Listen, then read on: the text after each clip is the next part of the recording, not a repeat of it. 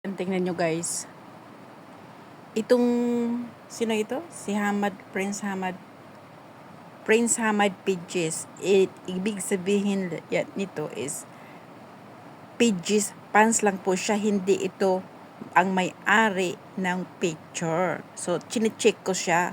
Kasi ini-introduce ito ni, ni Mita na tawag dito, recommended for you. So, tinignan ko siya. So, kaya nga maraming nabibiktima dahil ang akala nila, yung picture na yan ang tunay na may-ari ng account. Hindi po, mga scammer po ito. Tignan nyo ha. Ayan. Hindi na po si Hamad yan. Iba na namang ibang mukha na ang sa ilalim.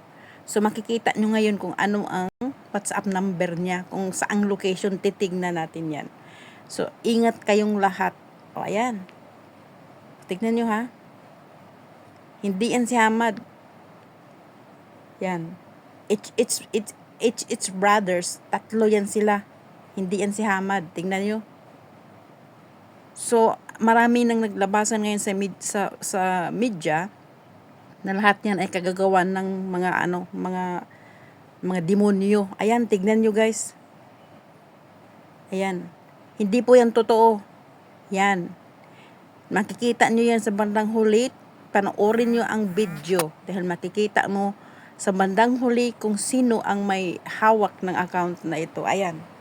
Ito si Hamad. Yan ang Hamad. Tignan nyo ha. Yan ang Hamad. Maniwala. Huwag kayong maniwala dyan. Dahil ubos ang pera ninyo. Sinasabi ko sa inyo. Ayan. Mga kalukuhan itong ginagawa nila Hindi kayo ang magkakapera sa kanila, kundi ikaw ang pipirahan. Dahil pagdating niyan sa lugar kung saan